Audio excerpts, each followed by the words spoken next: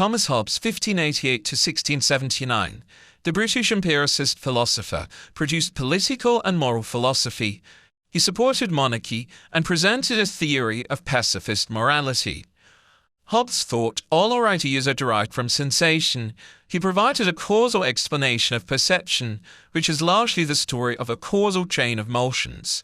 The object causes pressure on the sense organ, causing motion inside us all the way to the brain and heart.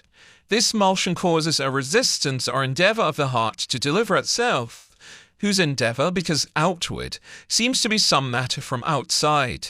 This seeming is that which men call sense.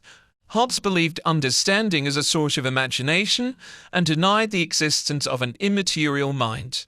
The materialist Hobbes believed in an inactive material God who doesn't interfere in human life. He tried to adapt Christian scriptures to his theory of civil peace. Hobbes switched between two positions, epiphenomenalism and reductive materialism. Epiphenomenalism talks about the relationship of body and mind. He claims that conscious mental states are events, a byproduct of the brain processes of the central nervous system. The mind is not a thing, but a number of mental events explicable by body events. On the other hand, reductive materialism claims that everything in the world can be explained by material events or properties. In society, Hobbes believed a person is obliged by his contracts, and citizens' promise of obedience is the basis for law obedience. Hobbes didn't believe that reason is the slave of passion. His laws of nature are the dictates of reason, and the objective of these dictates is peace. To preserve man, they should have a stable society which entails people giving up their right of nature to the sovereign. Self-defense constitutes an inalienable right.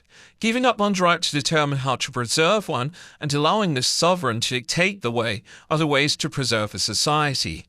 Hobbes didn't consider social contract the basis of formation of the state.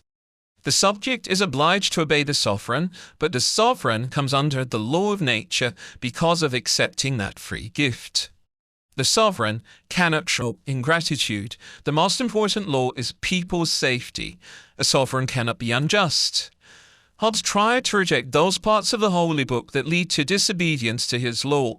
He wants to prevent war and to maintain peace. He believed we cannot know God. God is the source of reason. Reason says how all people should behave. Therefore, God has no place in Hobbes' moral and political theory. As a materialist, Hobbes cannot use concepts like endeavour, aversion and desire, and avoid providing a material explanation for these. These concepts have to do with the mind. According to Hobbes, endeavour is the invisible beginnings of voluntary motions, so it is imperceptible. This is not what one can call a materialist definition because it includes invisibility. Hobbes cannot explain life and consciousness. It is not tenable to introduce a concept as endeavour in one's moral philosophy to explain a materialist phenomenon. To have endeavour, one should have a mind. Therefore, Hobbes' psychology is inconsistent. If mind is a number of events, then it cannot act as Hobbes says. It will be something like other material, mindless dead objects. Whereas mind is the source of human's thought, understanding and decision-making, and equating it with material objects or events makes it incapable of playing its role. After all, Hobbes himself defines endeavour as an invisible beginnings of voluntary motions. But this does not explain anything. What is endeavour in materialist perspective then? In history, monarchs waged wars against each other and suppressed their subjects cruelly for personal interests. Hobbes' political theory does not lead to peace.